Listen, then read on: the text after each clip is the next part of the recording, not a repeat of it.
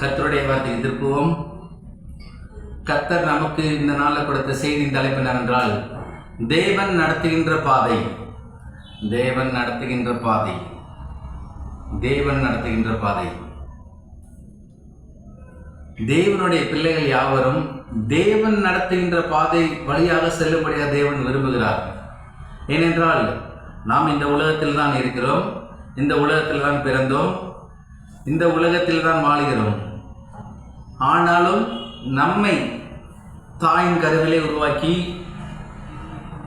நாம் தாயின் கருவில் உருவாவதற்கு முன்பதாகவே, இந்த உலகம் தோன்றுவதற்கு முன்பதாகவே நம்மை குறித்து தேவன் திட்டத்தோடும் நோக்கத்தோடும் அவருடைய சித்தத்தோடும் நாம் இந்த பூமியில் வெற்றியுள்ள ஒரு வாழ்க்கை வாழ முடியாத தேவன் விரும்புகிறார். நம்மை உண்டாக்கின தேவன், தாயின் கருவிலே பிரித்தெடுத்த தேவன், உலகத்தின் காரியங்களுக்கும் ஆவிக்குரிய காரியங்களுக்கும் பல வித்தியாசங்கள் உண்டு. பாருங்க, நாம் உலகத்திலே பிறந்தாலும் உலக பிரகாரமான காரியங்களை வாழ்ந்தாலும் நாம் தேவனுக்கு உட்பட்டவர்கள், தேவனால் தெரிந்து கொள்ளப்பட்டவர்கள், தேவனால் அபிஷேகிக்கப்பட்டவர்கள், தேவனுடைய நாமத்தை வல்லமையை அனுபவிக்கிறவர்கள். நாம் தேவனுடைய சித்தத்தின்படி வாழுகிறவர்கள், தேவனுடைய திட்டத்தின்படி வாழுகிறவர்களாக இருக்கணும், தேவனுடைய நோக்கத்தின்படி வாழுகிறவர்களாக இருக்கணும். தேவன் நம்மை எந்த நோக்கத்தோடு, எந்த சித்தத்தோடு, எந்த திட்டத்தோடு தாயின் கருவியிலிருந்து நம்மை பிரித்து எடுத்து இந்த நாட்டில், இந்த மாநிலத்தில், இந்த மாவட்டத்தில், இந்த கிராமத்தில் தேவன் பிறக்க வைத்தார் என்றால் ஒரு நோக்கம் உண்டு.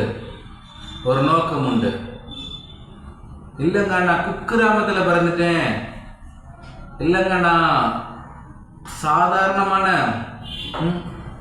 குடிசை வீட்டில் வாழ்கிற ஒரு தகப்படு தாய்க்கு பிறந்துட்டாலும் கர்த்தர் ஒரு நோக்கத்தோடு அந்த இடத்துல பிறக்க வைத்திருக்கிறார்.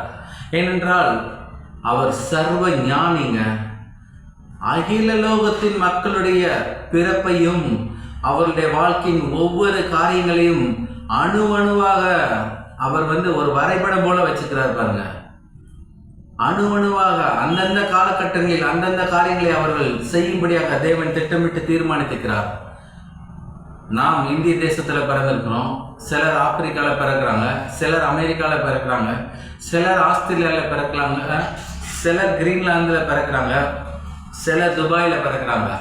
ஆனால் யார் யார் எந்தெந்த நாடுகளில் பிறந்தாலும் அந்தந்த நாடுகளில் தேவன் ஒரு திட்டத்தோடு, ஒரு நோக்கத்தோடு தான் தேவன் இந்த பூமியிலே உங்களை பிறக்க செய்திருக்கிறார். தேவனுடைய அனாதி தீர்மானங்கள், அனாதி திட்டங்கள் உண்டுங்க. எல்லாமே முன்குறிக்கப்பட்டவைகளாக இருக்கிறது. நீங்க பிறந்த பிற்பாடு தேவன் ஒரு காரியத்தை செய்கிறது இல்லைங்க. நீங்க பிறப்பதற்கு முன்பதாகவே, நீங்கள் தாயின் கருவிலே உருவாக்க முன்பதாகவே எந்த ஸ்கூல்ல படிக்க போறீங்க, எந்த காலேஜில் படிக்க போறீங்க, யாரை திருமணம் செய்ய போறீங்க, எந்த மாவட்டத்தில் வேலை செய்ய போறீங்க, எந்த மாதிரியான வேலை செய்ய போறீங்க, அது தனியார் வேலையா, அரசாங்க வேலையா, மத்திய அரசாங்க வேலையா, எல்லா காரியங்களையும் கர்த்தர் தீர்மானித்து முன்குறிச்சு வச்சுக்கிறாருங்க. அவருடைய காரியங்கள் நம்முடைய மனக்கண்களுக்கு புலப்படாது, புரியாது, நம்முடைய மனதிற்கு புரியாது, நம்முடைய மூளையின் அறிவுக்கு புரியாது. அவருடைய காரியங்களை நாம் புரிந்து கொள்ள வேண்டுமானால் அவரை போலவே நாம் சிந்திக்க வேண்டும், அவரை போலவே நாம் யோசிக்க வேண்டும், அவரை போலவே நாம் ஆள வேண்டும். அவருடைய ஞானம் நமக்குள்ளாக உண்டாகணும், அவருடைய அறிவு நமக்குள்ளாக உண்டாகணும். தேவனை அறிகிற அறிவு ஒரு மனிதனை வெற்றியுள்ள வாழ்க்கைக்கு நேராக வழி நடத்துகிறது. தேவனை அறிகிற அறிவு குறைய குறைய மனிதன் தோல்வியில் வாழுகிறான் என்று தெரியாமலே தோல்வியில் கடைசி வரை வாழ்ந்து கொண்டு இருக்கிறார்கள். எனவே வெற்றியுள்ள வாழ்க்கை, ஆசீர்வதிக்கப்பட்ட வாழ்க்கை, சமாதானம் உள்ள வாழ்க்கை, சந்தோஷம் உள்ள வாழ்க்கை, நித்திய வாழ்க்கை, நித்திய ஜீவனை பெற்றுக்கொள்கிற வாழ்க்கை, அநேகருக்கு ஆசீர்வாதம் உள்ள ஒரு வாழ்க்கைங்க. எல்லா ரீதிகளிலும் நாம் ஆசீர்வதிக்கப்படணும், எல்லா ரீதிகளிலும் நாம் பொருளாதாரத்திலும் செழிப்பாய் இருக்க வேண்டும், ஆசீர்வாதத்திலும் நாம் மிகுதியாய் இருக்க வேண்டும், சமாதானத்திலும் நாம் மிகுதியாய் இருக்க வேண்டும், சந்தோஷத்திலும் நாம் மிகுதியாய் இருக்க வேண்டும். தேவன் நமக்கு குறைவுள்ள ஒரு ஆசீர்வாதங்களை வைக்கவில்லை இந்த பூமியிலே. ஏனென்றால் நாம் அவருடைய பிள்ளைகள். எல்லாவற்றிலும் பரிபூர்ணமான, நிறைவான, மிகுதியான ஆசீர்வாதங்களை அவர் வைத்திருக்கிறாங்க. தேவனுடைய திட்டமும் தேவனுடைய நோக்கமும் இந்த பூமியில் நாம் வெற்றியுள்ளவர்களாக வாழ தேவன் நம்மை செம்மையான காரியங்களில் நடத்துகிறார் பாருங்க. அவரை போலவே நாம் சிந்திக்க வேண்டும், அவரை போலவே நாம் யோசிக்க வேண்டும். கர்த்தர் நமக்கு என்னென்ன செய்திருக்கிறார் என்கின்ற ஒரு வெளிச்சம் நமக்குள்ளாக உண்டாக வேண்டும், வெளிச்சம் உண்டாக வேண்டும். வெளிச்சம் எந்த அளவுக்கு உங்களுடைய உள்ளத்திலே பிரகாசிக்கிறதோ அந்த அளவுக்கு உங்களுடைய வாழ்க்கை மறுரூபமாகும். இருந்த இடத்துல இருக்க மாட்டீங்க. இயேசுவை நீங்க ஏற்றுக்கொள்ளலாம். 3 வருடங்கள், 5 வருடங்கள், 10 வருடங்கள், 20 வருடங்கள் உங்களுடைய வாழ்க்கை அதிகமாய் பிரகாசிக்கிற சூரிய பிரகாசத்தை போல் இருக்க வேண்டும் என்று தேவன் விரும்புகிறார். சூரிய பிரகாசத்தை போல் 20 வருஷமா ஒரு சபைக்கு போறேன், இருந்த இடத்துல இருக்கிறேன், அன்றாடம் என்னுடைய வாழ்க்கை, நான் உழைச்சாதான் சாப்பாடு, நான் உழைச்சாதான் வீட்டு வாடகை கட்ட முடியும், நான் உழைச்சி என்னுடைய வாழ்க்கை மாதமான இவ்வளவு வருமானம் வருது, அதுல வாடகை, current bill, phone bill, EMI, Tata sky recharge, இப்படி நம்ம காரியங்களை நாம் பகுத்து வச்சுக்கிறோம் பாருங்க. தேவன் அளவின்படி வாழ சொல்லல. உனக்கு மாசமான ஒரு 20,000 வருது, இந்த 20,000 நீ வச்சுக்கொண்டு வாழுப்பான்னு சொல்லல. அளவற்ற ரீதியில் ஐஸ்வர்யத்தை கொடுக்க அவர் விரும்புகிறாருங்க. ஆமா, நாம எந்த இடத்துல வேலை செய்தாலும் முதலாளி கொடுக்கிற சம்பளத்தின் அடிப்படையில் நாம் யோசிக்க கூடாது. முதலாளி கொடுக்கிற சம்பளத்தின் அடிப்படையில் நம்முடைய வாழ்க்கையின் தராதரங்கள் இருக்கும் என்று நினைக்கக்கூடாது. நம்முடைய தராதரங்கள், நம்முடைய யோசனைகள் அவரை போலவே இருக்க வேண்டும். அவரை போல உயரமாக இருக்க வேண்டும், உன்னதமானதாக இருக்க வேண்டும், மகிமையானதாக இருக்க வேண்டும், ஆசீர்வதிக்கப்பட்டதாக இருக்க வேண்டும். வேதத்தில் ஒரு வசனம் வீரமா சொல்லுகிற பாருங்க, என் தேவன் தம்முடைய மகிமை ஐஸ்வர்யத்தின்படி, அவருடைய மகிமை ஐஸ்வர்யம் ஒவ்வொரு குடும்பத்துல இருக்கும்படியா தேவன் விரும்புகிறாங்க. தேவன் பாரபட்சம் உள்ளவர் அல்ல, யாருக்கும் அவர் கடனாளி அல்ல. அவர் ஒரு மனுஷனை உயர்த்தவும், ஒரு மனுஷனை தாழ்த்தவும், ஒரு மனுஷனை இருந்த இடத்துல இருக்க வைக்கவும் அவர் விரும்புகிற தேவன் அல்லங்க. அவர் எல்லாரையும் கனமணிக்கிறார், எல்லாரும் ஒரே ரீதியாக உயரும்படியாக விரும்புகிறார். எல்லாருக்காகவும் கல்வாரியில கடைசி சொட்டு ரத்தத்தை தேவன் சிந்தினாருங்க. பணக்காரங்களுக்கு மட்டும்தான் சிந்தினாரு, லட்சாதிபதிக்கு தான் சிந்தினாரு, கோடீஸ்வரருக்கு தான் சிந்தினாரு இல்ல. தரித்திரருக்காக தான் அவர் கல்வாரி சிலுவையில ரத்தத்தை சிந்தினார்.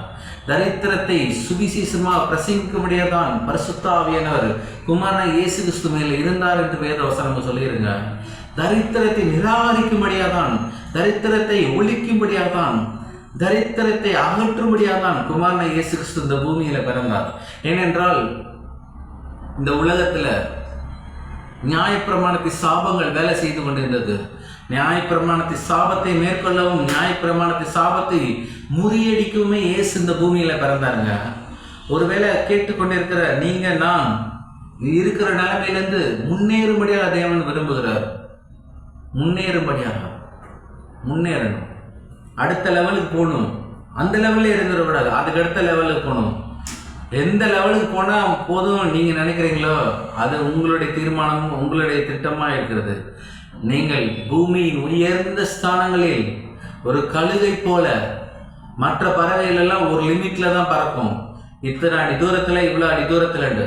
ஆனா கழுகுக்கு எல்லா பறவைகளை காட்டிலும் மேல பறக்கக்கூடிய அளவுக்கு தேவன் ஆற்றல்களை கொடுத்துக்கிறார், வல்லமையை கொடுத்துக்கிறார், தாளந்தை கொடுத்துக்கிறார். அதே போலதான் நம்முடைய உயரம் எந்த லெவல் நீங்க கேட்டீங்கன்னா, நம்முடைய உயரம் கழுகை போலங்க. எல்லா ஜனங்களுக்கு கீழதான் இருப்பாங்க. ஆனா இயேசுவை விசுவாசிக்கிற நீங்களும் நானும் கழுகை போல உயர எழும்பும்படியாக தேவன் விரும்புகிறார். உயர பறக்கும்படியாக தேவன் விரும்புகிறார். நீங்கள் உயரே பறக்கும் போது கீழே காணப்படுகிற பிரச்சனைகளை நீங்கள் பார்க்க மாட்டீர்கள். கீழே 1000 பிரச்சனை வரலாம், 1000 பிரச்சனை பிசாசனம் உருவாக்கலாம். ஆனா எல்லா பிரச்சனைகளையும் மிதித்து, முறியடித்து, ஜெயித்து வெற்றி பெற்றவர்களாக கழுகை போல உயர பறக்கிறவர்களாய் நீங்கள் இருக்கும்படியாக தேவன் விரும்புகிறார். தேவனுடைய தீர்மானங்கள் மிக பெரியதுங்க. தேவனுடைய திட்டங்கள் தனிப்பட்ட மனிதனுடைய வாழ்க்கை குறித்து மிக பெரிதா இருக்கிறது. படிக்கிற பிள்ளைகளுக்கு தேவன் அளவற்ற ஞானத்தை கொடுக்கிறார். அதை உபயோகித்துக் கொள்ளணும். படிப்பே வரல என்று சொல்லக்கூடாது. ஏனென்றால் சாலமோனிலும் பெரியவர் இயேசு கிறிஸ்து அவருடைய ஞானம் தம்முடைய பிள்ளைகளுக்கு, அதுவும் குறிப்பா சிறு பிள்ளைகளுக்கு அளவில்லாமல் தேவன் கொடுத்திருக்கிறார். தேவன் ஒவ்வொரு பிள்ளையும் தாயின் கருவிலிருந்து பிரிக்க முடியுது. நீ ஃபர்ஸ்ட் ரேங்கா எடுப்பப்பா, நீ செகண்ட் ரேங்கா எடுப்ப, நீ 15,000 ரேங்கா எடுப்ப, நீ 20,000 ரேங்கா எடுப்ப, அப்பெல்லாம் தேவன் பிரிச்சு வச்சு பிள்ளைகளை தாயின் கற்பத்தை உருவாக்கலங்க. ஃபர்ஸ்ட் ரேங்கா எடுக்கிற பிள்ளைகள் தங்களுடைய நேரத்தையும் காலத்தையும் ஞானத்தையும் அறிவையும் பயன்படுத்துகிறது. 10வது ரேங்க் எடுக்கிற பிள்ளைகள் நேரத்தையும் காலத்தையும் ஞானத்தையும் அறிவையும் புத்திமதியும் கொஞ்சமா பயன்படுத்துது. அதிகமா பயன்படுத்தினா ஃபர்ஸ்ட் ரேங்க் எடுக்கிறாங்க, கொஞ்சமா பயன்படுத்தினா 10வது ரேங்க் 15வது ரேங்க் எடுக்கிறாங்க. நாம் எந்த அளவில் நாம் காரியங்களை பயன்படுத்தப்படியா தேவன் விரும்புகிறார். தேவன் நல்ல கைகால் சுகத்தை கொடுத்துக்கிறார், நல்ல பலத்தை கொடுத்துக்கிறார், நல்ல ஆகாரத்தை கொடுத்துக்கிறாரு, நல்ல இருக்கிற இடத்த கொடுக்குறாரு, நல்ல ஞானத்தை கொடுத்துக்கிறார், நல்ல அறிவை கொடுத்துக்கிறாரு. எல்லாம் இருந்து படிக்க மாட்டேன், சோம்பேறித்தனமாக தான் இருப்பென்றால் தேவன் பார்க்கிறாரு. ஒன்றுமே செய்ய முடியாதுப்பா, ஒன்றுமே செய்ய முடியாது. நீ எந்த அளவுக்கு முக்கியத்துவம் கொடுத்து படிக்கிறையோ அந்த அளவுக்கு நீ நல்ல மதிப்பெண்கள் பெற முடியும் என்று கர்த்தருடைய ஆவியானவர் சொல்றாரு. அதே போலதான் தனிப்பட்ட மனிதனுடைய வாழ்க்கைக்கும் குடும்ப வாழ்க்கைக்காதான், வீட்டை கட்டுவதாதான், குடும்பத்தை நிர்வகிப்பதாதான் ஞானத்தை கொடுத்துக்கிறார், தைரியத்தை கொடுத்துக்கிறார், பலத்தை கொடுத்துக்கிறார், நல்ல ஆற்றல்களை கொடுத்துக்கிறார், நல்ல வேலையை கொடுத்துக்கிறார், நல்ல சம்பாத்தியத்தை கொடுத்துக்கிறார்.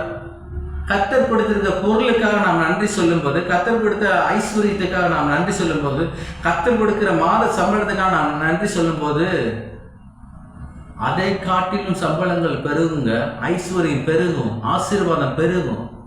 நன்றி உள்ள ஒரு உள்ளமே இல்லை என்றால் எப்படி பெருகும்? முதலாவது தேதியில இல்லை 5வது தேதியில இப்பெல்லாம் பாருங்க, ஆன்லைன்ல இல்லை பேங்க்லேயே பணம்லாம் டிரான்ஸ்ஃபர் ஆகுது. நீங்கள் உங்கள் செல்ஃபோனில் SMS பார்த்த பிறகு, கர்த்தாவே இந்த சம்பளத்துக்காக உங்கள் ஸ்தோத்திரம் ஆண்டவரே, இந்த சம்பளத்தை ஆசீர்வதிங்கப்பா, இந்த சம்பளத்தில் மிச்சம் எடுத்து சேர்த்து வைக்க ரீதியில் உதவி செய்யுங்க ஆண்டவரே, வீணான காரியங்களை இந்த பணம் செலவழிக்கக்கூடாதுப்பா, இந்த சம்பளத்திலேருந்து தசம்பாவனை காணிக்கையில் நாங்கள் பிரித்து வைக்கிறோம்ப்பா, உங்களுடைய சமூகத்தில் நாங்கள் நேரங்களை செலவிட உதவி செய்யுங்க ஆண்டவரே சொல்லணும். பாருங்க, சொல்லணும். ஆன்லைனில் வர்ற சம்பளத்துக்கு தனிப்பட்ட ரீதியில் வார சம்பளம் இல்லை மாச சம்பளம் இல்லை டெய்லி சம்பளம் வாங்குற போது சொல்லணும். நீங்கள் எந்த அளவுக்கு தேவனுடைய வார்த்தையை மதித்து மதிப்பிட்டு நீங்கள் அறிக்கை செய்கிறீர்களோ அந்த அளவுக்கு உங்களுடைய பணங்கள் ஐஸ்வர்யங்கள் மிச்சமாகும். வீணான காரியங்களுக்கு உங்களுடைய பணங்கள் செலவிடக்கூடாது என்று தேவன் விரும்புகிறார். குறிப்பாக மருத்துவமனைக்கும் நீதிமன்றங்களுக்கும் செலவிடக்கூடாது என்று தேவன் விரும்புகிறார். குறிப்பாக மருத்துவமனைக்கு ₹1 கூட செலவு பண்ணக்கூடாது. ஏனென்றால் இயேசுவின் இரத்தத்தை நீங்கள் பெற்றிருக்கிறீர்கள், இயேசுவின் தலைமுறையில் நீங்கள் சுகமாகி இருக்கிறீர்கள், தேவனுடைய வாக்குத்தத்தங்கள் உங்களுக்கு கொடுக்கப்பட்டிருக்குது.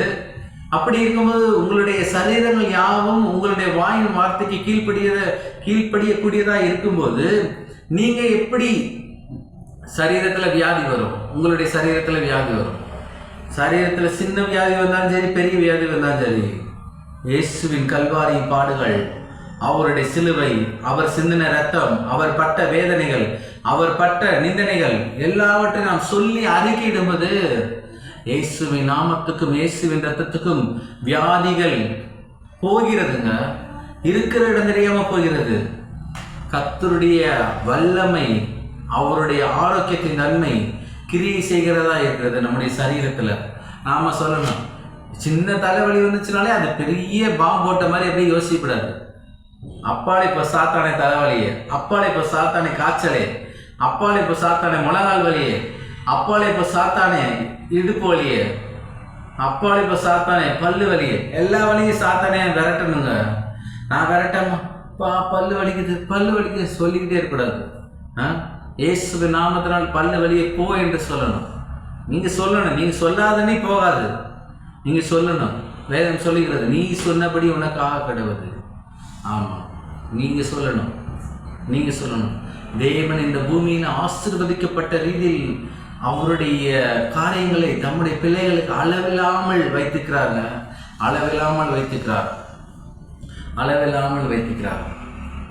அவருடைய பாதை, தேவன் நடத்துகின்ற பாதை தம்முடைய பிள்ளைகளுக்கு பல்வேறு விதமான காரியங்களை கொடுக்கிறது. தம்முடைய பிள்ளைகளுக்கு தேவன் நடத்துகின்ற பாதைங்க. இந்த பூமியில் அநேகர் வாழ்ந்து கொண்டிருக்கிறார்கள், பல கோடிக்கணக்கான ஜனங்கள் வாழ்கிறார்கள். ஆனால் எல்லாருடைய வாழ்க்கையிலும் தேவன் நடத்துகிறாரா என்று கேள்வி கேட்டால் இல்லை. இயேசுவை ஏற்றுக்கொண்டவர்களுடைய வாழ்க்கையிலும் பல்வேறு விதமான சூழ்நிலைகளில் தேவன் நடத்துகிற பாதையை விட்டு பிசாசனம் நடத்துகிற பாதையை அவர்கள் தெரிந்து கொள்கிறார்கள். வேதம் சொல்லுகிறது, மரணம் ஜீவனம் உனக்கு முன்பாக வைக்கப்பட்டிருக்கிறது, நீ ஜீவனை தெரிந்து கொள் என்று. எனவே ஒவ்வொரு சூழ்நிலையிலும் இணைஜனத்தார் சொல்லுகிற பாதை, அப்பா அம்மா சொல்லுகிற பாதை, இல்லை ஃப்ரெண்ட்ஸ் சொல்லுகிற பாதை, அந்த பாதையில் செல்லக்கூடாது. அது ஜீரோல முடியும். தேவன் நடத்துகிற பாதையில் நீங்கள் சென்றீர்கள் என்றால், தேவன் கொடுக்கிற அந்த ஞானத்தின் அடிப்படையில் அவருடைய பாதையை நீங்கள் தெரிந்து கொள்வீர்கள் என்றால், உங்களுடைய பாதை அது நித்திய பாதையாக இருக்கும். இடையில கேப் இருக்காதுங்க. பாதை முடியாது, அது தொடர்ந்து கொண்டே இருக்கும். ஏனென்றால் உங்களுடைய பாதையில் தேவன் நடத்துகிற பாதைக்கு உங்களுடைய ஆவி, ஆத்மா, மனதை நீங்கள் ஒப்புவிக்கும் போது அந்த பாதை எல்லா விதங்களிலும் உங்களுக்கு ஆசீர்வாதத்தை கொண்டு வரும். எல்லா விதங்களிலும் உங்களுக்கு ஆசீர்வாதத்தை கொண்டு வரும். நீங்கள் நினைத்து பார்க்காத ரீதியில், நீங்கள் தியானித்து பார்க்காத ரீதியில் ஆசீர்வாதங்களை கொண்டு வரும். கொஞ்ச நாள் கழிச்சு சொல்லுவீங்க, நானே இவ்வளோ செழிப்பா இருக்கேன், என்னுடைய வாழ்க்கை எவ்வளோ ஆசீர்வாதமா இருக்கிறது. நம்முடைய கண்களை பார்த்து ஆச்சரியப்படத்தக்க ரீதியில் தேவன் நம்மை உயர்த்த விரும்புகிறார். எப்பொழுது? அவருடைய பாதையில் நாம் நடக்கும்போது, தேவன் நடத்துகின்ற பாதையில் நடக்கும்போது தேவன் நடத்துகின்ற பாதை பல்வேறு விதமான ஆசீர்வாதங்களை கொடுக்கிற பாதையாக இருக்கிறதுங்க. இன்றைய தினத்தில் பல வேத பகுதி இருக்கு, ரொம்ப வேகமாக நாம் பார்த்து செல்வோம். வாசிப்போம். சங்கீதம் 23:3. அவர் என் ஆத்துமாவை தேற்றி தம்முடைய நாமத்தின் நிமித்தம் என்னை நீதியின் பாதைகளில் நடத்துகிறார். முதலாவது நீதியின்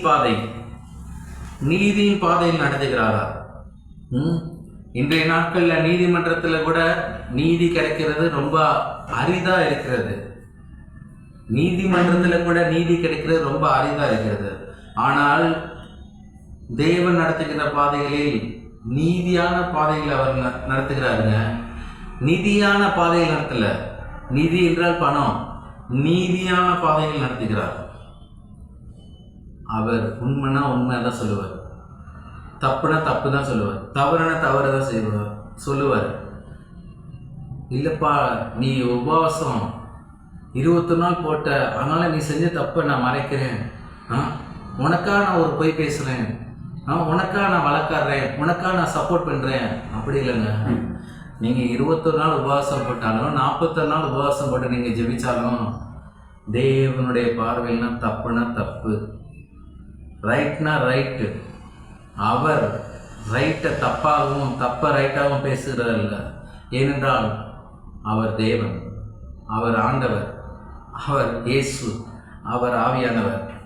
மனுஷன் வார்த்தையை மாற்றி பேசலாம், ஆனால் தேவன் வார்த்தையை மாற்றி பேச மாட்டார். ஏனென்றால் அவர் பேசிட்டாலே அந்த வார்த்தை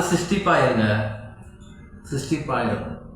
இந்த உலகத்திலே பொய் உரையாத, பொய் பேசாத ஒரு ஆண்டவர் இருக்கார் என்றால் அவர் தான் இயேசு. பொய் பேசாத தேவன் நீதியின் பாதையில் நடத்துகிறாருங்க. தேவன் நம்மை நீதியின் பாதையில் நடத்துகிறார் என்றால் நாமும் நீதியின் பாதையில் நடத்தப்படியாக தேவன் விரும்புகிறார். சூழ்நிலைகளுக்கு தாழ்ந்தாற்போல் பேசக்கூடாது, மற்றவர்களை குறைத்து நாம் மதிப்பிடக்கூடாது, பணத்தை பெற்றுக்கொண்டு தவறான வார்த்தைகளை நாம் சாட்சியாக கொடுக்கக்கூடாது, கண்களால் பார்க்காத காரியங்களுக்கு நாம் சாட்சியாக இருக்கக்கூடாது. எப்பொழுதுமே நீதியின் பாதை. நீங்க ஒரு முடிவு எடுக்கும்போது இது தேவனுக்கு பிரியமா, இந்த பாதை நீதியின் பாதையா இருக்கா என்று முடிவெடுங்க.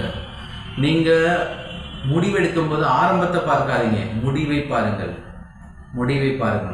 ஏனென்றால் நீதியின் பாதை தேவன் விரும்புகிறார். நீதியின் பாதை என்னை நீதியின் பாதையில் நடத்துகிறார். சங்கீதம் 23 சொல்லப்பட்டிருக்கு பாருங்க. சங்கீதம் 25:10 வாசிக்கிறேன். கர்த்தருடைய உடன்படிக்கையும் அவருடைய சாட்சிகளையும் கைக்கொள்கிறவர்களுக்கு அவருடைய பாதைகள் எல்லாம் கிருபையும் சத்தியமுமானவைகள். அவருடைய பாதைகள் கிருபையும் சத்தியமானவைகள். உங்களுடைய பாஷையில் சொல்ல போனா அனுகூலமான காரியங்களை கர்த்தர், அனுகூலமான பாதைங்க. நீங்க ஒரு இன்டர்வியூக்கு போறீங்க, பல ஆயிரம் பேர் இன்டர்வியூல வர்றாங்கன்னு வச்சுக்கோங்களேன். அந்த இன்டர்வியூல கர்த்தர் உங்களுக்கு காரியங்களை சித்தி பெற செய்வார். சில பேர் எக்ஸாம் எழுதுறீங்க, மத்திய அரசு வேலைக்கும் மாநில அரசு வேலைக்கும் கிட்டத்தட்ட 100 வேலை இருக்குன்னா லட்சம் பேர் அதில் எக்ஸாம் எழுதுறாங்க. 100 வேலை இருக்குன்னா மத்திய மாநில அரசுக்கு, மத்திய அரசுல 100 வேலை இருக்குன்னா பல லட்சம் ஜனங்கள் வேலை எக்ஸாம் எழுதுறாங்க. பல லட்சம் ஜனங்கள் எக்ஸாம் எழுதி காத்துட்டு இருக்காங்க, நான் பாஸ் ஆயிடுவேனா, நல்ல மதிப்பெண்கள் வந்துடுமா என்று.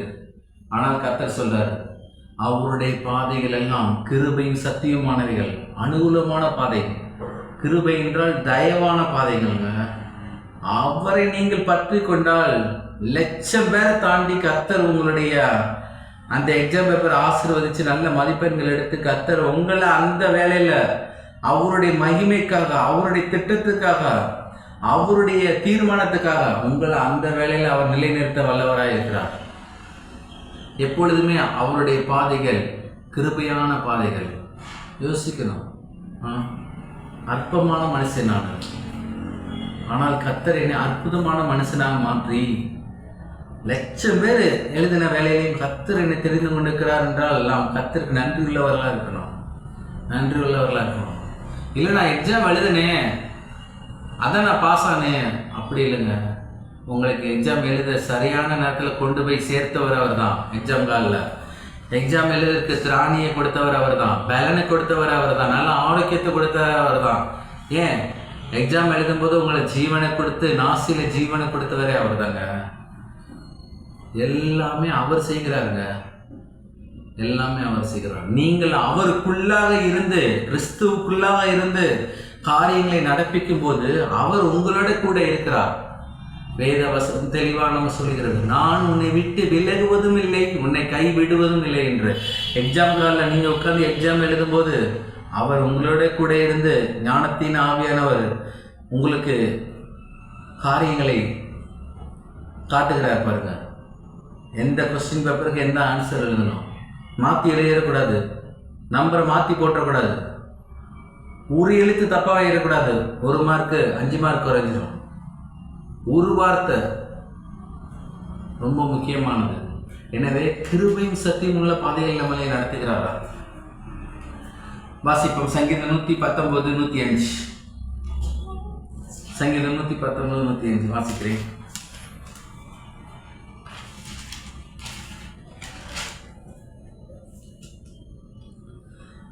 உம்முடைய வசனம் என் கால்களுக்கு தீபமும் என் பாதைக்கு வெளிச்சமாய் இருக்கிறது. என் பாதைக்கு வெளிச்சமாய் இருக்கிறது, வெளிச்சமாய் இருக்கிறது. இருளில் நடக்கும்படியாக தேவன் விரும்பவில்லை, வெளிச்சத்தில் நடக்கும்படியாக தேவன் விரும்புகிறார். இருளில் நடக்கும்போது வழி தெரியாதுங்க, எதிர்காலம் தெரியாது. ஆனால் வெளிச்சத்தில் நடக்கும்போது எதிர்காலம் தெரியும், எந்த இலக்கை நாம் அடைகிறோம், எந்த நோக்கத்தோடு நாம் கடந்து செல்கிறோம் என்று. எனவே உங்களுடைய பாதைக்கு தேவனே வெளிச்சமாக இருக்கிறாருங்க, தேவனே வெளிச்சமாக இருக்கிறார்.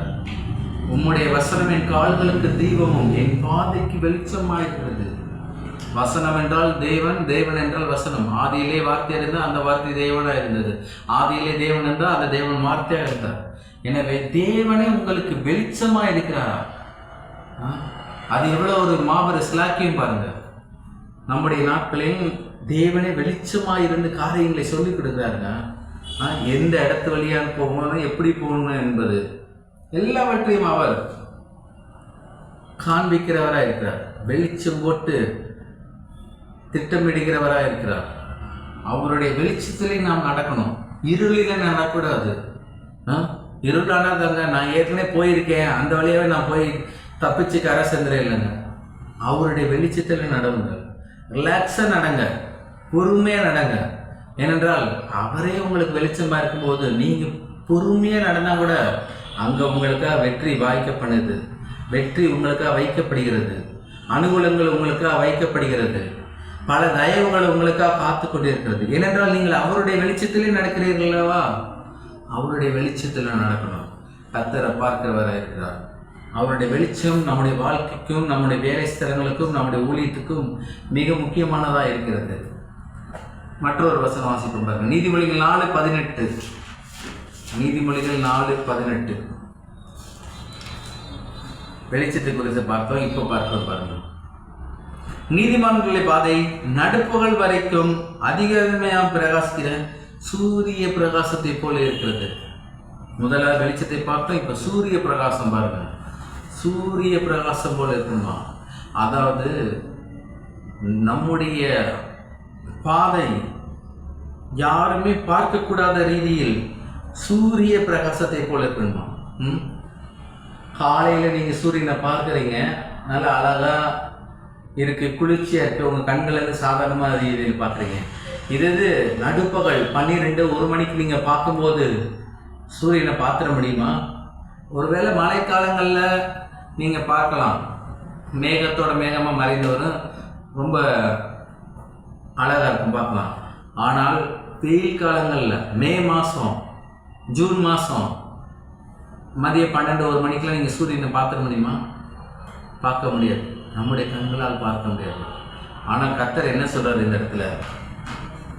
அவருடைய பாதை சூரிய பிரகாசத்தை போல இருக்கணுமா? ஒருவருமே நடக்க முடியாத ரீதியில் தேவன் நம்மை நடத்த விரும்புகிறாங்க. சூரிய பிரகாசத்தில் நடங்க அப்படின்றாங்க. சூரிய பிரகாசம், அவருடைய பாதை சூரிய பிரகாசத்தை போல இருக்கணும். கர்த்தர் ஒரு பெரிய காரியங்களை நமக்காக வைத்திருக்கிறார். சூரிய பிரகாசம். இன்னைக்கு அநேகர் சூரியனை வழிபடுறாங்க.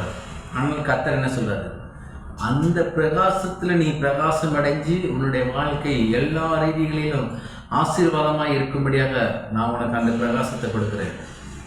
சூரிய பிரகாசத்தை போல் நாம் வாழும்படியாக தேவன் விரும்புகிறாங்க. புரிஞ்சுக்கணும். நாம நீதியின் பாதையில் ஜீவனும்னா அந்த பாதையில் மரணம் இல்லை.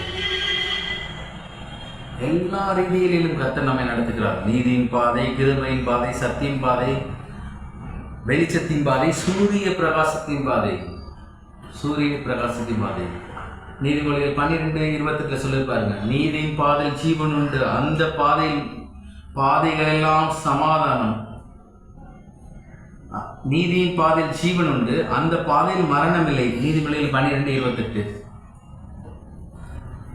மரணமே இல்லாத ஒரு பாதை தேவன் வைத்திருக்கிறார். மரணம் என்ற பிசாசு, பிசாசின் கிரியைகள், பிசாசின் ஆவிகள், தோல்வியுள்ள ஒரு காரியங்களுக்கு முன்பதாக நம்முடைய பாதை தேவன் நமக்கு பாதையை கொடுக்கல. மரணமே இல்லாத பாதை, தோல்வியே இல்லாத பாதை, பலவீனமே இல்லாத பாதை கர்த்தர் அமிதமாக நம்ம கொடுத்துக்கிறார். நீதியின் பாதையில் ஜீவன் உண்டு, அந்த பாதையில் மரணம் இல்லை. நமக்கு எப்போதுமே ஆசீர்வாதம் தாங்க, ஐஸ்வர்யம் தாங்க, செழிப்பு தாங்க, கனம் தாங்க, மகிமை தாங்க, உயர்வு தாங்க. ஏனென்றால் ஜீவன் என்றால் அதுக்குள்ளாக இவ்வளவு ஆழமான அர்த்தங்கள் உண்டு. அவருடைய தயவு இருக்கு, அவருடைய கிருபை இருக்கு, அவருடைய காரணியம் இருக்கு, அவருடைய உயர்வு, அவருடைய பெருக்கம், அவருடைய நீடிய சமாதானம், நீடிய சந்தோஷம், நித்திய மகிழ்ச்சி, அளவில்லாத தேவனுடைய பெருக்கங்கள் நமக்குள்ளாக இருக்குங்க. ஜீவன் உண்டா? மரணமே இல்லை. நாம் எப்பொழுது மரணத்துக்கு ஏதுவான காரியங்களை சிந்திக்க கூடாது, ஜீவனுக்கு ஏதுவான காரியங்களை சிந்திக்கும்படியாக, ஜீவனுக்கு ஏதுவான காரியங்களையே நாம் செய்யும்படியாக தேவன் விரும்புகிறார். செய்யும்படியாக தேவன் விரும்புகிறார்.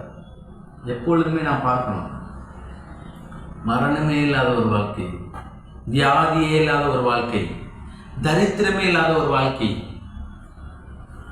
எப்பொழுதும் எல்லா இடங்களிலும் வெற்றி சிறக்க பண்ணுகிற தேவன் நம்மளோட கூட இருக்கிறாங்க. வெற்றி எதுலேருந்து வருது? ஜீவனுக்குலேருந்து வருது. ஜீவன் உங்களுக்குள்ளாக இருக்கும்போது, ஜீவன் உங்கள் ஆவியில் இருக்கும்போது, ஜீவன் உங்கள் சரீரத்தில் இருக்கும்போது, ஜீவன் உங்கள் ஆத்மாவில் இருக்கும்போது, அது உங்களுக்கு எல்லா விதங்களிலும் வெற்றியை கொடுக்கிறது. வெற்றியை கொடுக்கிறது. ஆவியில், ஆத்மாவில், சரீரத்தில் ஜீவனை வச்சுக்கணும், மரணத்தை வச்சுக்கூடாது. மரணம் பிசாசுக்கு ஏதுவானது.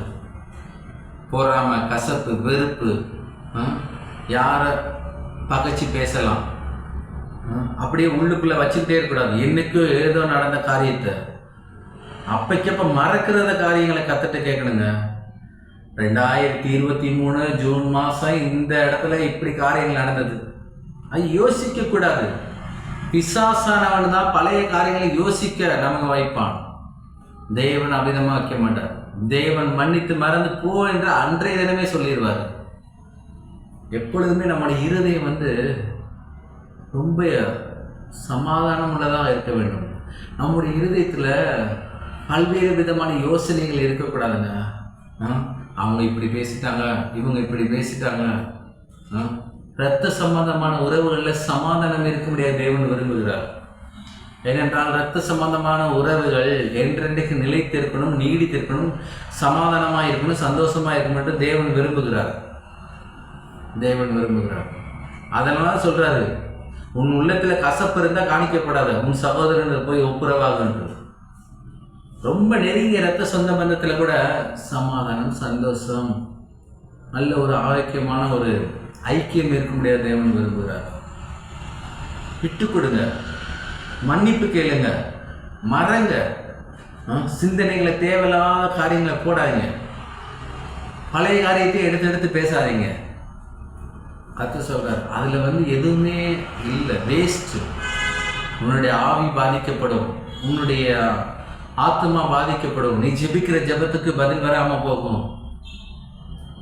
தேவனோடு நெருங்கி பேச முடியாது, ஆவியானவருடைய பிரசன்னத்தில் நாம் நிலைப்பட முடியாது, நிலை நிறுத்த முடியாது.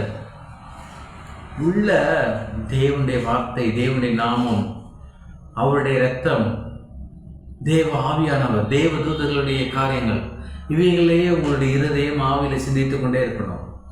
கர்த்தர் அப்பொழுதுதான் நீங்கள் ஜெபிக்கிற ஜெபத்துக்கு உடனே பதில் கொடுக்கிறதா இருக்கிறார். வீணான காரியங்கள், நம்முடைய ஆவி நம்முடைய இருதயம் ஒரு குப்பை தொட்டி இல்லைங்க. குப்பை தொட்டியில் தான் என்ன செய்வாங்க, எல்லா கழிவு பொருளையும் போடுவாங்க. எல்லா கழிவு பொருள் அது குப்பைன்னு தெரிஞ்சுதான் குப்பை தொட்டியில் போடுறாங்க.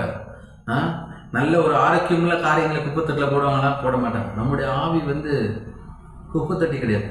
நம்முடைய ஆவி ஒரு பொக்கிஷம், ஒரு நல்ல நிலம். அந்த நிலத்தில் நீங்கள் போடுகிற விதை ஆரோக்கியத்துக்கு எதுவான விதைகளை போட்டீர்கள் என்றால் ஆரோக்கியமான விதைகள் உங்களுக்குள்ளாக முளைப்பித்து வரும். சமாதானத்துக்கு ஏதுவான விதைகளை நல்ல நிலத்தில் போட்டீர்கள் என்றால் சமாதானத்துக்கு ஏதுவான விளைச்சல் உண்டாகும். பொக்கிஷம், நீங்கள் உங்கள் பொக்கிஷத்திலிருந்து நீங்கள் எவைகளை எடுக்கிறீர்கள், கர்த்தர் ஒரு மிகப்பெரிய பொக்கிஷத்தை கொடுத்துக்கிறார். இந்த உலகத்திலே இல்லாத ஒரு பெட்டக அறை உங்களுடைய ஆவி, உங்களுடைய இருதயம். கர்த்தர் அதை தான் பார்க்கிறார். மனுஷன் முகத்தை பார்க்கிறான், கர்த்தர் இருதயத்தை பார்க்கிறார், கர்த்தர் ஆவியை பார்க்கிறார். ஏனென்றால் ஆவி அவருக்கு ரொம்ப முக்கியம் இல்லை, மனுஷன் ரொம்ப முக்கியம். கர்த்தருக்கு தங்கம் முக்கியம் இல்லைங்க, வைரம் முக்கியம் இல்லை, வைடூரியங்கள் முக்கியம் இல்லை, வெள்ளி முக்கியமே இல்லை, பெரிய பெரிய பில்டிங், பெரிய பெரிய காரு, பெரிய பெரிய பங்களா எதுவுமே முக்கியம் இல்லை. அவருக்கு ஒன்றே ஒன்று முக்கியங்க, உங்களுடைய இருதயம், உங்களுடைய ஆவி. கர்த்தர் அதை பார்க்கிறார். ஆவியில் என்ன இருக்கு, இருதயத்தில் என்ன இருக்கு பார்க்கிறார். நம்முடைய இருதயத்தில் 5 வருஷத்துக்கு முன்னாடி நடந்த பிரச்சனைகளையே வச்சுட்டு இருக்கோமா? கர்த்தர் பார்க்கிறார். என் மகன் ஏன் இப்படி இருக்கான், என் மகன் ஏன் இப்படி இருக்கா, இன்னும் திருந்த மாட்டாளே, இவ்வளோ சத்தியம் கேட்டு திருந்த மாட்டாளே, வார வாரம் சபைக்கு போகிறாங்க ஆனால் இவ்வளோ திருந்த மாட்டாங்க அப்படின்னு கர்த்தர் பரிதபிக்கிறார். கர்த்தர் கவலைப்படுறாருங்க. கர்த்தர் கல்வாரி சிலுவையிலே தம்முடைய குமாரனை ஒப்பு கொடுக்கும் போது பட்ட கவலையை காட்டிலும், பட்ட வேதனை காட்டிலும், பட்ட கஷ்டத்தை நஷ்டத்தை காட்டிலும், அதற்கு பிற்பாடு தேவன் பட்ட எல்லா விதமான காரியங்களையும் இவர்கள் எடுத்து யூஸ் பண்ணாமல் இருக்காங்களே, பயன்படுத்தாமல் இருக்காங்களே, கர்த்தர் கவலைப்படுறார். எனவே உங்களுடைய உள்ளம், இருதயம், ஆவி எல்லாம் தேவனுக்கு பிரியமா இருக்கா என்று நீங்கள் பார்க்கும்படியாக தேவன் விரும்புகிறார். கண்ட யோசனை இருக்கவே கூடாது, நம்முடைய ஆவியில் கண்ட சிந்தனையில் இருக்கவே கூடாது. ஏனென்றால் ஆவியை இருதயத்தை கர்த்தர் பார்க்கிறார் என்றால் அது பரிசுத்தமாக இருக்கணும். பரிசுத்த உள்ளத்தோடு நாம் வாழும்படிய தேவன் விரும்புகிறார். தேவன் பரிசுத்தருங்க. அசுத்தமான தேவனை நாம் ஆராதிக்கவில்லை, பரிசுத்தமான மகா பரிசுத்தமான தேவனை நாம் ஆராதிக்கிறோம். நம்முடைய உள்ளம் இருதயத்தில் தேவையில்லாத குப்பைகள் ஒருவேளை இருக்குமானால் அதை அப்புறப்படுத்துங்க இயேசு நாமத்தினால. எப்பொழுதுமே உங்களுடைய உள்ளம், உங்களுடைய ஆவி, உங்களுடைய இருதயம் அவரை துதிக்கிற துதியில நிரம்பி இருக்கணும். தேவ ஆவியனோடு பேசுகிற வாசையில் நிரம்பி இருக்கணும். இடைவிடாமல் ஸ்தோத்திரம் சொல்லுகிறதுல இருக்கணும். நல்ல நல்ல பாடல்களை, ஜீவனுக்கு ஏதுவான பாடல்களை உங்களுடைய ஆவி பாடிக்கொண்டே இருக்கணும். உங்களுடைய ஆவி பாடிக்கொண்டே இருக்குது. உங்களுடைய ஆவி கர்த்தரை நோக்கி கொண்டே இருக்கின்றால் நீங்கள் சும்மா நடந்து போயிட்டு இருப்பீங்க, இல்லை சும்மா உட்காந்துட்டு இருப்பீங்க. தன்னை அறியாமலே ஒரு ஜீவனில் ஒரு பாடல்கள் வருது என்றால் நீங்கள் கர்த்தரோட கனெக்ட் பண்ணியிருக்கீங்கன்னு என்ற அர்த்தம். ஆமாம், ஒரு பாடலை தேர்ந்தெடுத்து பாடணும்லாம் இல்லை, தன்னை அறியாமலே பாடும்போது தேவன் மகிமைப்படுகிறார். ஏனென்றால் ரெண்டு கனெக்ட் ஆகிருக்கு. தேவனுடைய இருதயம் உங்களுடைய இருதயம் கனெக்ட் ஆகிருக்கு என்று கர்த்தர் சொல்கிறார். எனவே நாம் மரணத்தின் பாதைகள் வழி அல்லாமல் ஜீவனின் பாதைகளில் நடக்கும்படியாக தேவன் விரும்புகிறார். ஜீவனின் பாதைகளில் வாசிக்கிறேன். நீதிபதிகள் 3:17.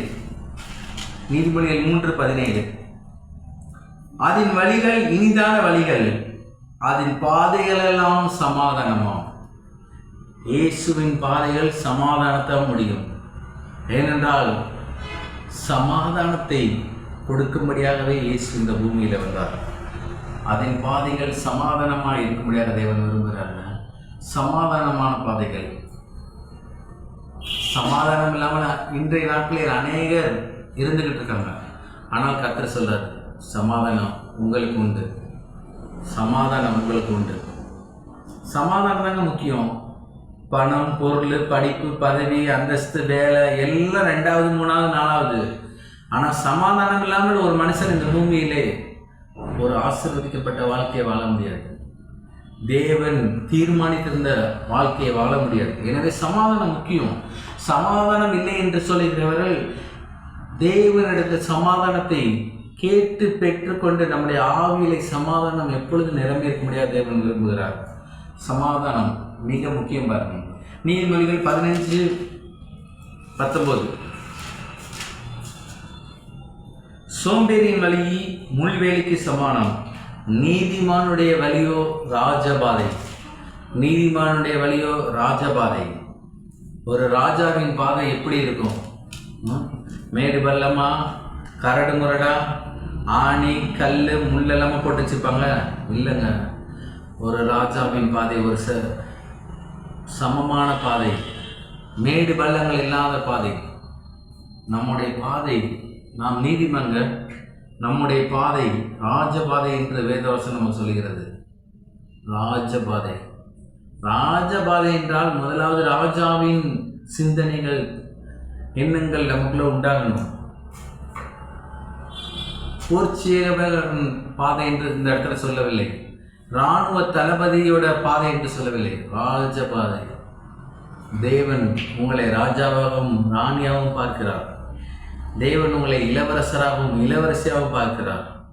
எனவே உங்களுடைய பாதை ராஜபாதையாக இருக்கணும். ராஜபாதை என்றாலே எந்த தடையும் இல்லை. நீங்க எங்க ஆரம்பிச்சு எங்க முடிக்கணும் என்பதை தேவனே முன்குறித்து வைத்துக்கிறார். சாதாரணமாக ஒரு சிஎம் டிராவல் பண்ணும்போது அவங்க எந்த இடத்துலேருந்து கிளம்புறாங்களோ அந்த இடம் வரையும் எந்த டிராஃபிக்குமே இருக்கக்கூடாது, எந்த சிக்னலுமே இருக்கக்கூடாது. இன்னும் சொல்லப்போனால் சில இடங்களில் எந்த வேகத்தடையும் இருக்கக்கூடாது. வேகத்தடை கூட எடுத்துருவாங்க. ஒரு சிஎம் வராங்கன்னா, சிஎம் போன பிறகு வேகத்தடை போட்டிருக்காங்கன்னா என் கண்களால் பார்த்துருக்கேன். ஒரு சாதாரண சிஎம்கே அப்படி. ஆனால் நீங்களும் நானும் தேவனுடைய பிள்ளைகளாக நீதிமன்றாக இருக்கிறோம். நம்முடைய பாதை ராஜபாதையாக இருக்கணும். ராஜாவை போல் நாம் வாழ முடியாது தேவன் விரும்புகிறார். குறைவோடு அல்ல, நிறைவோடு வாழணும். தரித்திர புத்தி அல்ல, ராஜாவின் புத்தி நமக்குள்ள வரணும். அட்ட தரித்திரத்தில் வாழ்ந்துக்கிட்டு ராஜாவின் புத்தி நமக்குள்ள வராதுங்க. நம்ம ஒருவேளை ஒன்றுமே இல்லாமல் இருக்கலாம், ஆனால் நம்முடைய உள்ளம், நம்முடைய ஆவி ராஜாவை போல் சிந்திக்கலாம், ராஜாவை போல் யோசிக்கணும். அண்ட சராசரங்களை உருவாக்கின ராஜாதி ராஜாவுடைய பிள்ளைகள் நாம். அவர் ஒன்றுமே குறைபடாமல் இருக்கிறார், அவர் நிறைவாக இருக்கிறார். நாமும் நிறைவோடு நிம்மதியாக வாழ முடியாத தேவன் விரும்புகிறார். நம்முடைய பாதை ராஜபாதையாக இருக்க முடியாத தேவன் விரும்புகிறார். நம்ம பாதை ராஜபாதையாக இருக்கணும். சங்கீதம் 65:11. சங்கீதம் 65:11. வருஷத்தை உம்முடைய நன்மையால் முடிசூட்டுகிறேன், உமது பாதைகள் நெய்யாய் பொழிகிறது. வருஷத்தை உம்முடைய நன்மையால் முடிசூட்டுகிறேன், உமது பாதைகள் நெய்யாய் பொழிகிறது. தேவன் சொல்றார் இந்த வசனத்தின் மூலமாக, தம்முடைய பிள்ளைகளுடைய பாதைகள் நெய்யாய் பொழிய வேண்டும், நெய்யாய் பொழிய வேண்டும். பாமாயில பொழிய சொல்லுங்க, டால்டாவா பொழிய சொல்லல. டால்டாவும் பாமாயிலும் நம்ம சாப்பாடு கெடுக்கிறோம், ஓகே. அதை காட்டிலும் விலையேற பெற்றது, அதை காட்டிலும் ருசி மிகுந்தது நெய். இன்றைய நாட்களில் அநேக நெய்யில் கலப்படம் இருக்குது. ஆனால் அந்த வேத வசனத்தை எழுதும்போது உண்மையிலேயே நெய்யில் எந்த கலப்படமே இருந்திருக்காது. நெய்னா நெய் தான், சுத்தமான நெய்யை பற்றி தான் இந்த இடத்துல சொல்லப்படுது. நெய்யாய் பொழிகிறது. வருஷத்தை உம்முடைய நன்மையால் முடி சுட்டுகிறது, உமது பாதையில் நெய்யாய் பொழிகிறது. நெய்யாய் பொழியும் ருசி மிகுந்த இன்பமான இனிமையான வாழ்க்கையை வாழும்படியாக தேவன் விரும்புகிறார். நீங்கள் சாதாரணமாக பிரியாணியில் எடுத்துக்கிட்டாலும் சரி, அல்லது பணியாரத்தில் எடுத்துக்கிட்டாலும் சரி, அல்லது கேசரில் எடுத்துக்கிட்டாலும் சரி, நெய் போட்டால் அது மணக்கும், அது சுவையை அதிகரித்து கொடுக்கும். நம்முடைய வாழ்க்கை அப்படி இருக்கும்படியாக தேவன் விரும்புகிறார். நெய்யாய் பொழிகிற பாதைகளை நாம் செல்லும்படி தேவன் விரும்புகிறார். அதாவது நாம் சென்றால் என்றால் மணக்க வேண்டும், சுவை கொடுக்க வேண்டும், இனிப்பாக இருக்க வேண்டும், இன்பமாக இருக்க வேண்டும். அப்படிதான் ஜனங்க நம்மளை பார்க்கணும், ஜனங்க பார்க்கணும். என்ன கர்த்தர் பார்க்குறார், என்னுடைய பிள்ளை நீதிமானா இருக்கான், பரிசுத்தமானா இருக்கான், விசுவாசியா இருக்கிறான், ராஜாவா இருக்கான், எல்லா ரீதிகளிலும் வாழும்படியாக தேவன் விரும்புகிறார். எல்லா ரீதிகளிலும் வெற்றியுள்ள ஒரு பாதை தேவன் நமக்கு வைத்திருக்கிறார். நெய் பொழிகிற பாதையில் நாம் வாழும்படியாக தேவன் விரும்புகிறார். ஏனென்றால் நன்மைக்குள்ள நெய் இருக்குங்க, நெய்யுக்குள்ள நன்மை இல்லை. நன்மையை கொடுக்கிற தேவன் வேதம் நமக்கு தெளிவாக போதிக்கிறது. நன்மையான எந்த பூர்ணமான எந்த வர்மம் பரத்திலே உண்டாய் ஜோதிகளின் பிதாவிலிருந்து இறங்குகிறது. எனவே நன்மையை கர்த்தர் கொடுக்கிறார் என்றால் நெய்யை கர்த்தர் கொடுக்கிறவராக இருக்கிறார்.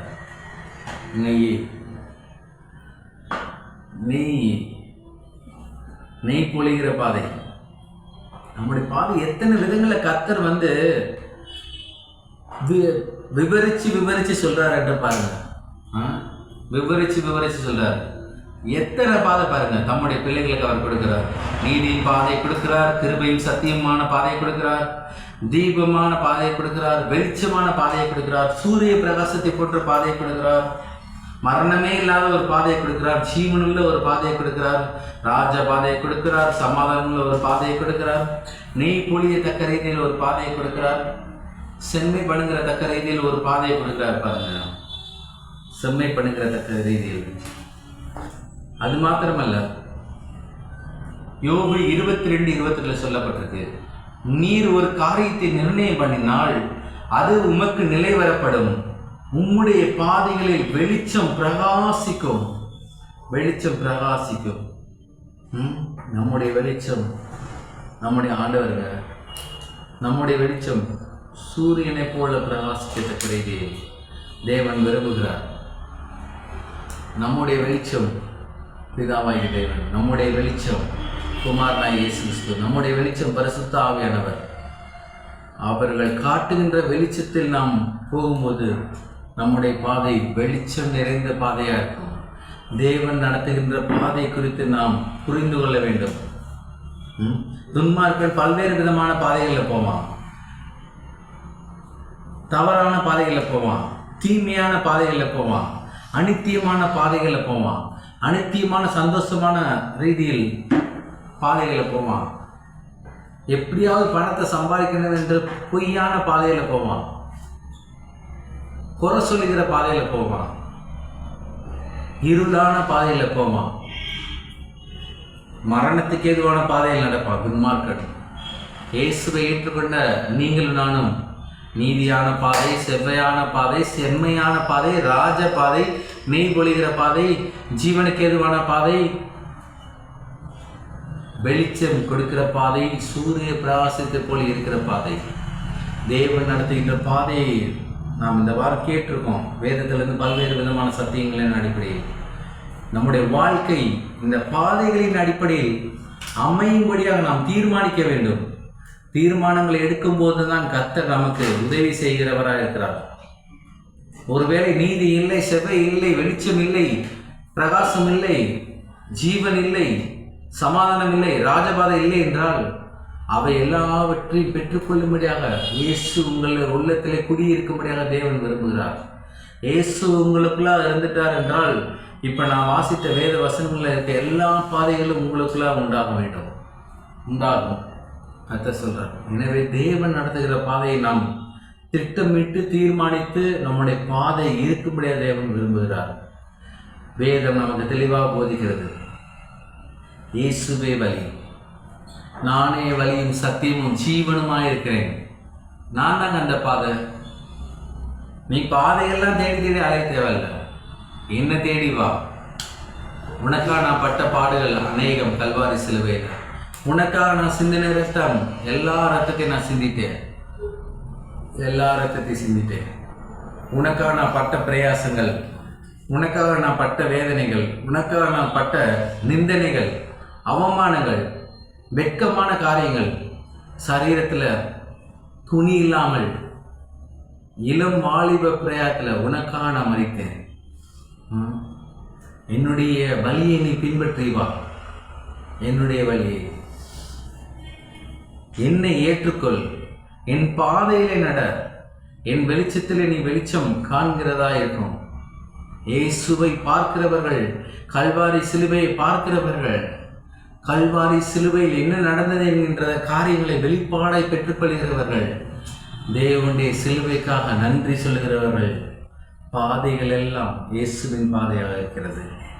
இயேசுவின் பாதையை நீங்கள் பெற்றுக்கொள்ளும் போது, இயேசுவின் சிலுவையை நீங்கள் பெற்றுக்கொள்ளும் போது உங்களுடைய பாதை நீதியான பாதையாக, சமாதானம் நிறைந்த பாதையாக, சந்தோஷம் நிறைந்த பாதையாக, நித்திய பாதையாக, ஜீவனுக்கு ஏதுவான பாதையாக, ஆரோக்கியமுள்ள பாதையாக, கிருபையும் சத்தியம் நிறைந்த பாதையாக, ராஜ பாதையாக, சூரிய பிரகாசத்தை போல் பிரகாசிக்கிற பாதையாக, யாருமே எட்டி பிடிக்கவே முடியாத உயரமான பாதையாக கர்த்தர் உங்களை வைத்திருக்கிறாருங்க. இந்த சத்தியம் உங்களை நிச்சயமாகவே ராஜபாதைக்கு ஏதுவாக வழி நடத்தும். இந்த சத்தியத்தின்படி நீங்கள் இயேசுவை நீங்கள் முழுமையாக உங்களுடைய உள்ளத்திலே ஏற்றுக்கொள்ளுங்கள். உள்ளத்திலே ஏற்றுக்கொள்ளுங்கள். இல்லைங்க நான் பிறப்பாலே இயேசுவோட பிள்ளைங்க, எங்கள் அம்மா கிறிஸ்டின்னு, எங்கள் தாத்தா கிறிஸ்டின்னு, அவங்களும் கிறிஸ்டின்னு, அப்படி இல்லைங்க. கிறிஸ்தவ குடும்பத்திலே பிறந்திருந்தாலும் நீங்கள் கிறிஸ்துவை தெரிந்திருப்பீர்கள், ஆனால் கிறிஸ்துவை ஏற்றுக்கொண்டிருக்க மாட்டீர்கள். உங்கள் உள்ளத்திலே ஆவியிலே இருதயத்திலே இயேசுவே என் உள்ளத்தில் வாரும் என்று நீங்கள் கேட்டு பெற்றுக்கொள்ளும் போது அண்ட சராசரங்களை உருவாக்கின தேவன் உங்களுடைய சின்ன இருதயமாகிய அந்த சரீரத்தில் வாசம் பண்ணுகிறார். நீங்களே தேவனுடைய ஆலயமாக மாறும்போது உங்களுடைய பாதைகள் எல்லாம் தேவன் நடத்துகின்ற பாதையாக இருக்கும். இயேசுவை நாம் ஏன் கூப்பிடுறோம் என்றால், நமக்குள்ளாக இருந்து ஆலோசனை சொல்லுவார். மகளே இது தீமையான பாதை, மகளே இது தீமையான பாதை, இதில் போகாத மரணம் காத்திருக்கு, இதில் போகாத மரணம் காத்துட்டு, இதில் நீ போ, இது உனக்கு செம்மையான பாதையாக இருக்கும், இதில் நீ போ, செம்மையான பாதையாக இருக்கும். நான் உன்னோட கூட இருக்கிறேன், நான் உனக்கு ஆலோசனை சொல்கிறேன், உன்னை நான் தீங்குக்கு நேரம் வழி நடத்த மாட்டேன், உன்னை நான் நன்மைக்கு எதுவான காரியங்கள்லாம் வழி நடத்துவேன். எனவே இந்த பாதையில் போ. உள்ளே இருந்து கொடுக்கிற பரிசுத்த ஆவியனுடைய சத்தத்தை நீங்கள் கேட்கும்படியாக இயேசு உங்கள் உள்ளத்திலே வாசம் செய்யும்படியாக தேவன் விரும்புகிறார். இயேசுவை பிரதானமாக முக்கியமாக நாம் நம்முடைய இருதயத்தில் வைத்திருக்கிற காரணம், அனுதின வாழ்வில் எல்லா விதங்களிலும் உள்ளே இருந்து கேட்கிற சத்தத்துக்கு நாம் முக்கியத்துவம் கொடுக்கும்படியாக தேவன் விரும்புகிறார். உள்ளே இருந்து வருகிற சத்தத்தின் பாதை அது நித்திய ஆசீர்வாதமுள்ள பாதையாக இருக்கும். நித்திய ஆசீர்வாதமுள்ள பாதையாக இருக்கும். இயேசுவை வெளியில் வைக்காதீங்க, இயேசுவை போட்டால வைக்காதீங்க, இயேசுவை சிலுவையில் வைக்காதீங்க, இயேசு பைபிளாக வைக்காதீங்க. பைபிளை காட்டிலும் சிலுவை காட்டிலும் பல போட்டாக்கள் காட்டிலும் பல தூதர்களுடைய போட்டாக்கள் காட்டிலும் பல பரிசுத்தவான்களுடைய போட்டா காட்டிலும் இயேசுவை உங்கள் உள்ளத்திலே வைக்கும்படி தேவன் விரும்புகிறார். இயேசு வெளியில இருக்கிற காட்டிலும் உங்க உள்ளத்துல குடியிருக்கதாங்க தேவன் விரும்புகிறார். ஒவ்வொரு வீடுகளையும் போட்டாவா தொங்க தேவன் விரும்பல, இயேசு விரும்பல. அதுக்காக இயேசு சிலுவையில் அடிக்கப்படல. ஒவ்வொரு வீட்டில் போட்டாவா தொங்குன்னா சிலுவையில் அடிக்கப்பட்டார். இயேசு உங்கள் உள்ளத்திலே குடியிருந்து உங்களுடைய ஆயுள் முழுவதும் உங்களுடைய வாழ்நாள் எல்லாம் உங்களுக்கு சந்தோஷம், சமாதானம், சுகம், நல்ல ஆரோக்கியம், நல்ல படிப்பு, நல்ல ஞானம், நல்ல அறிவு, நல்ல புத்தி, நல்ல ஐஸ்வர்யம், நல்ல கிருபை, நல்ல தயவு, பல்வேறு விதமான ஆசீர்வாதங்களை கொடுக்கும்படி குமாரனா இயேசு கிறிஸ்து உங்கள் உள்ளத்திலே வாசம் பண்ண அவர் விரும்புகிறார். எந்த சூழ்நிலையிலும் இயேசுவே வேண்டாம் என்று நீங்க சொல்லிவிடாதீங்க. இயேசுவை வச்சுக்கோங்க. ஒருவேளை பணம் போதா போட்டோம், படிப்பு போதா போட்டோம், அந்தஸ்து போதா போட்டோம், நம்மளை யாரோ குறை சொல்றாங்களா சொல்லிக்கிட்டே இருக்கட்டும். நமக்கு எதிராக பல காரியங்கள், சூழ்ச்சிகள், கிரிகள் செய்தார்களா நம்முடைய குடும்பத்துக்கு எதிராக செய்யட்டும். ஆனால் இயேசுவை நீங்கள் விட்டு விடாதீர்கள். இயேசுவை நீங்கள் விட்டு விட்டீர்கள் என்றால் எல்லாம் நஷ்டம். இயேசுவை நீங்கள் உங்கள் உள்ளத்திலே வைத்திருக்கின்றீர்கள் என்றால் எல்லா லாபம் என்று வேத வசனம் நமக்கு சொல்லுகிறது. லாபம், லாபம். இயேசு உங்களுக்கு லாபமாக இருக்கிறார். நாம் யாவரும் எழுந்திருப்போம். கர்த்தருடைய வார்த்தைக்காக ஒரு நிமிஷம் நாம் கல்வாரி இரத்தத்தை நாம் பார்ப்போம். கல்வாரியில் சிந்தப்பட்ட இயேசுவின் இரத்தம், கல்வாரியில் சிந்தப்பட்ட அவருடைய மகா பரிசுத்தமான இரத்தம், கல்வாரி சிலுவையில் அடிக்கப்பட்ட இயேசுவை நாம் நோக்கி பார்ப்போம். இயேசுவை எந்த அளவு நாம் நோக்கி பார்க்கிறோமோ அந்த அளவுக்கு நம்முடைய வாழ்க்கை பிரகாசமடையும், பிரகாசமடையும், வெளிச்சமாயிருக்கும், நித்திய பிரகாசமாயிருக்கும், சூரிய பிரகாசமாயிருக்கும். சத்தியங்களுக்கு நன்றி சொல்லுங்கள். ஸ்தோத்திரம் ஆண்டவரே. தேவன் நடத்துகிற பாதையில் எங்களை நடத்த உதவி செய்யுங்கப்பா. ஸ்தோத்திரம், ஸ்தோத்திரம், ஸ்தோத்திரம். எங்கள் அன்பின் பரலோகபிதாவே, குமாரன் இயேசு நாமத்தில் அன்பி சமூகத்தில் வருகிறோம்பா. தேவன் நடத்துகிற பாதையில் இந்த சத்தியத்தில் பல்வேறு விதமான வசனங்களை நாங்கள் வேதத்தில் பார்த்தோம்பா. கர்த்தாவே, நீ கொடுத்த ஒவ்வொரு வசனத்துக்காகவும் நன்றி. உங்களுடைய வசனத்தின்படி எங்களுடைய வாழ்க்கை மாறப்போகிறபடியால் நன்றிப்பா. கர்த்தாவே, இந்த சத்தியங்களை எங்களுடைய இதயத்தில் நாங்கள் வைக்கிறோம், எங்களுடைய உள்ளத்தில் நாங்கள் விதைக்கிறோம். இயேசுவை நாங்கள் எங்களுடைய உள்ளத்தில் நிலைநிறுத்துகிறோம்ப்பா. இயேசுவே எங்கள் உள்ளத்தில் நீர் வாரம் என்று நாங்கள் சொல்லுகிறோம்ப்பா. கர்த்தாவே, உமக்கு ஸ்தோத்திரம். எங்களுடைய உள்ளத்தில் இயேசு இருக்கிறார். எங்களுடைய சிந்தனையிலும் எங்களுடைய எண்ணங்களிலும் கல்வாரி சிலுவையின் காட்சி இருக்குப்பா. கர்த்தாவே, உமக்கு ஸ்தோத்திரம். இயேசு எங்களுடைய உள்ளத்தில் இருக்கிறதுனால எல்லா விதங்களிலும் ஆசீர்வாதம் எங்களுக்கு சொந்தமாக்கி இருக்கிறபடியாக ஸ்தோத்திரம். இந்த சத்தியங்கள் என்றென்றும் எங்களுடைய இதயத்தில் நாங்கள் நிலைநிறுத்தும்படியாக எங்களுக்கு உதவி செய்யும்படியாக நாங்கள் ஜெபிக்கிறோம். அன்றாட வாழ்க்கையில் உள்ளே இருந்து இயேசு எங்களுக்கு பாதைகளை காட்டும்படியாக நாங்கள் ஜெபிக்கிறோம்ப்பா. கர்த்தாவே, உமக்கு ஸ்தோத்திரம். உள்ளே இருந்து ஒரு வெளிச்சம் உண்டாகும்படியாக நாங்கள் ஜெபிக்கிறோம்ப்பா. உள்ளே இருந்து ஒரு சத்தம் உண்டாகும்படியாக நாங்கள் ஜெபிக்கிறோம். கர்த்தாவே, இந்த சத்தியங்களை ஆசீர்வதிங்க. 30, 60, 100 மடங்காக ஏற்றினத்தை எங்களுக்கு அறுவடை கொடுக்கிறபடியாக ஸ்தோத்திரம். கர்த்தாவே, இந்த நேரத்தில் நேரம் எடுத்து கலந்து கொண்ட உங்களுடைய பிள்ளைகள் ஒவ்வொருவரையும் நீங்கள் ஆசீர்வதிக்கும்படியாக நாங்கள் ஜெபிக்கிறோம். அவர்களுடைய இருதயத்தின் கர்த்தாவே வாஞ்சைகளையும் அவர்கள் ஜெபிக்கிற எல்லா ஜெபங்களுக்கும் விண்ணப்பங்களுக்கு பதில் கொடுக்கிறபடியாக ஸ்தோத்திரம்பா. ஒவ்வொருவருடைய குடும்பங்களில் சந்தோஷம், சமாதானம், சுகம், நீடிய ஆயுள், அவருடைய ஆசீர்வாதங்கள் பலிக்கும்படியாக நாங்கள் ஜெபிக்கிறோம்ப்பா. கர்த்தாவே, உமக்கு ஸ்தோத்திரம். நீர் பெரிய காரியங்களாக இருந்து அந்த குடும்பத்தில், அந்த தொழிலில், அந்த வியாபாரத்தில், அந்த ஊழியத்தில், அந்த படிப்பில் உம்முடைய பாதை பிரகாசிக்கும்படியாக நாங்கள் ஜெபிக்கிறோம்ப்பா. உம்முடைய கிருபை நாங்கள் கட்டவிழ்க்கிறோம்ப்பா. உம்முடைய நாமத்தை நாங்கள் கட்டவிழ்க்கிறோமானவரே. நீர் உதவி செய்யுங்க, எங்களை தாழ்த்துகிறது. இயேசு கிறிஸ்து நாம் ஜெபிக்கிறோம் ஜீவனில் நல்ல பிதாவே, ஆமென். என் ஆத்மாவை கர்த்தரை ஸ்தோத்திரி, என் முழுவதும் மேல பரிசுத்த ஸ்தோத்திரி. என் ஆத்மாவை கர்த்தரை ஸ்தோத்திரி, கர்த்தர் செய்த சகல உபகாரங்களை என்றும் மறவாதே. ஆமென். கர்த்தர் உங்களை ஆசீர்வதிப்பாராக.